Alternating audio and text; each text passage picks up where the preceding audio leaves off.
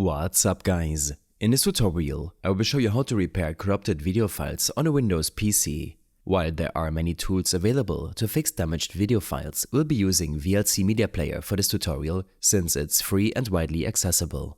First, you need to convert the corrupted video file into AVI format before attempting the repair. If your file is already in AVI format, you can skip this step.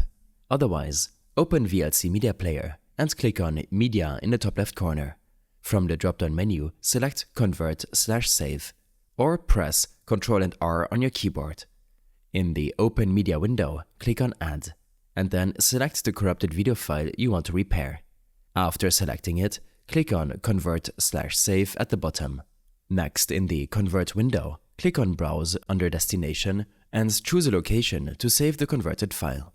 Rename the file and ensure it has .avi at the end of the file name and that the Save As type is set to All. This is an important step for the repair process. Now, click Start to begin the conversion. Depending on the file size, this process may take a few minutes. Once the conversion is complete, you can proceed with the repair.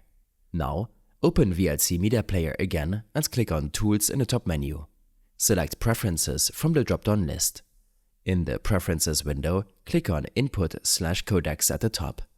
Under Input and Codec Settings, look for the option that says Damaged or Incomplete AVI File and change it to Always Fix. Click Save to apply the changes. Now try opening the converted AVI file in VLC Media Player. VLC will attempt to fix any corruption issues automatically, allowing you to play the repaired video. I hope this helped you out. Leave a comment if you have any questions and see you in the next one.